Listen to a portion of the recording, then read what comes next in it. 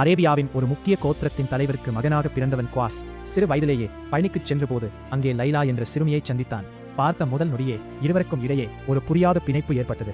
குவாஸ் தன் பாட புத்தகங்களில் பாடங்களை எழுதுவதற்கு பதிலாக லைலாவின் பெயரையே எழுதிக் கொண்டிருந்தான். மற்ற மாணவர்கள் விளையாடிக் கொண்டிருந்த போது குவாஸ் லைலாவின் கண்களையே பார்த்துக் கொண்டிருந்தான். அவனது உலகம் லைலாவைச் சுற்றியே இயங்கத் தொடங்கியது. இந்த காதல் ஊர் முழுக்க தெரிய ஆரம்பித்தது. குவாஸ் வீதிகளில் நடக்கும்போது லைலாவின் அழகை பற்றியும் அவள் மீதான தன் காதலை பற்றியும் சத்தமாக பாடல்கள் பாடினான்.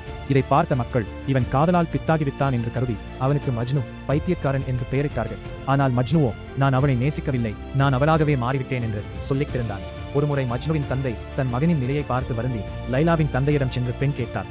ஆனால் லைலாவின் தந்தையோ தன் மகளை ஒரு பைத்தியக்காரனுக்கு மனம் முடித்து கொடுத்து ஊர் சிரிக்க வழிவகை செய்ய முடியாது என்று கூறி அந்த வரனை மறுத்துவிட்டார். மேலும் லைலாவை வார்தா என்ற ஒரு செல்வந்தருக்கு கட்டாய திருமணம் செய்து வைத்தாள்.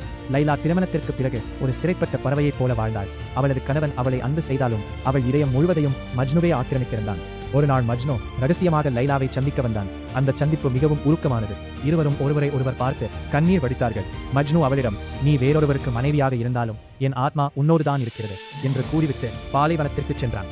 மஜ்னுவின் நிலை இன்னும் மோசமானது. அவன் ஆடை அணியவில்லை, உணவு உண்ணவில்லை, பாலைவனத்தில் வெறும் காலோடு அலைந்து திரிந்தான். ஒருமுறை ஒரு வழிப்போக்கன் மஜ்னுவிடம், ஏன் இப்படி அழைக்கிறாய், கடவுளை தேடினால் உனக்கு அமைதி கிடைமே என்று கேட்டான். அதற்கு மஜ்னு, நான் தேடும் கடவுள் லைலாவின் முகத்தில் இருக்கிறாள் என்று பதிலளித்தான். அந்த அளவிற்கு அவனது காதல் ஒரு தவமாக மாறியிருந்தது. காலங்கள் உருண்டோடின. லைலா தன் கணவன் இறந்த பிறகு மஜ்னுவைச் சேரத் துடித்தாள். ஆனால் அரேபிய கலாச்சாரப்படி கணவன் இறந்த பிறகு ஒரு பெண் வீட்டை விட்டு வெளியே வரக்கூடாது என்ற விதி இருந்தது. மஜ்னுவைச் சேர முடியாத அந்த ஏக்கமே அவளை நோயாளியாக மாற்றியது. இறுதியில் மஜ்னு என்று அவன் பெயரையே உச்சரித்தபடி லைலா உயிர் துறந்தாள்.